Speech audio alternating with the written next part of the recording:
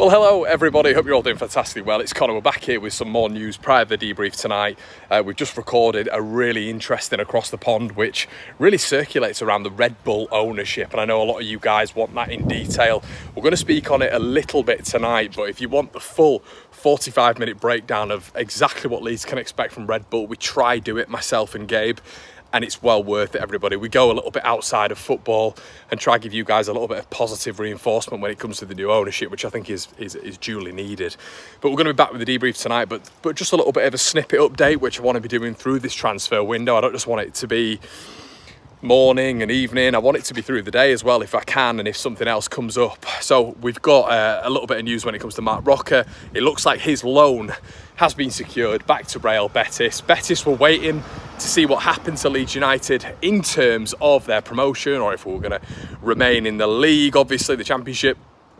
If they'd have gone to the Premier League, there'd have been a little bit of a notion that they can, you know, Leeds are going to be able to sell him on. I think the loan contract would have been not as secure as it is now. I think Leeds would have been able to demand a little bit when it comes to a transfer instead of it just being purely loan based, according to reports. And the same thing has and is happening with Jack Harrison. Jack Harrison, there would have had to be almost like a formulaic transfer plan laid out, the budget. Leeds would have been in a much healthier position when it would have come to a permanent signing. Looks like that now is not going to happen. It looks like Jack Harrison, even though there's been conversations behind the scenes with the Everton board about Harrison joining on a permanent deal a little bit later on down the line, according to significant reports, Jack Harrison is going to be going to Everton on loan again this season, and that sort of follows the notion that we all sort of understood really, which was that Harrison and Roca had these loan obligations in their contract if Leeds were to remain in the Championship. Thank you, Victor Orta. And because of obviously amortisation, obviously because of PSR, it's much healthier for Leeds United to be letting these players go, so it looks better on the wage structure and the books when it comes to the club. So I'm all right with that. Roca and Harrison haven't really been featuring in my mind, to be quite honest with you.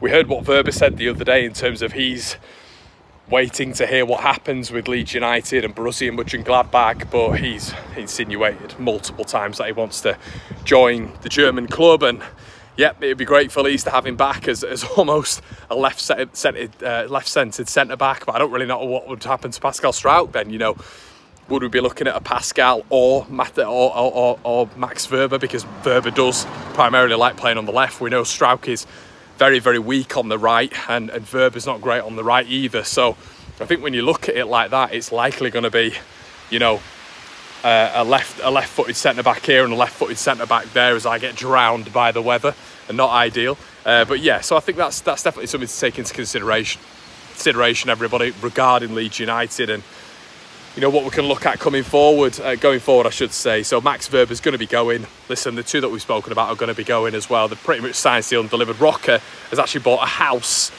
as well in Spain, apparently in that region. So look, it looks like that's going to be a permanent transfer. I think we're all quite aware of how that's going to, you know, progress.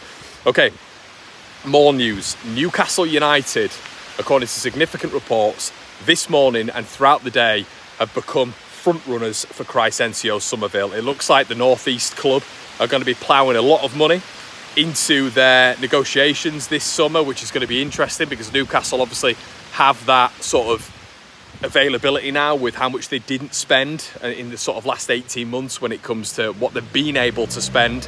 They now have that ability to spend a little bit more.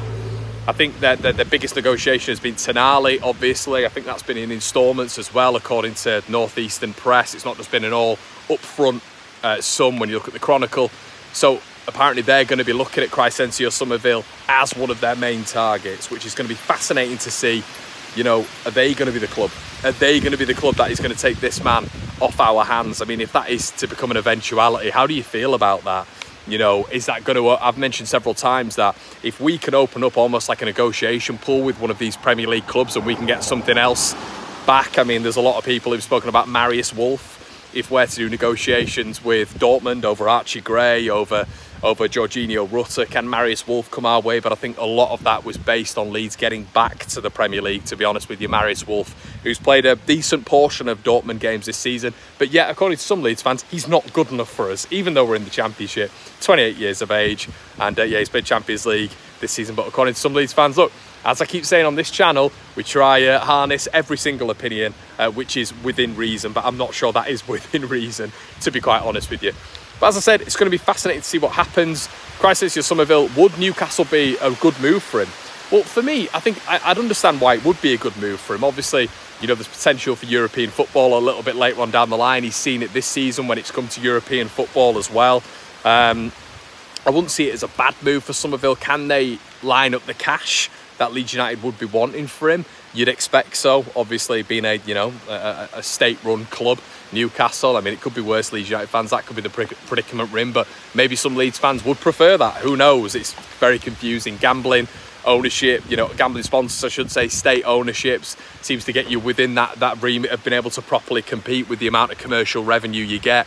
But what I will say about Crysensio Summerville is I think it's pretty obvious right now that he's going to be leaving Leeds United. I think we're well aware of that. I don't think there needs to be that much discussion about that.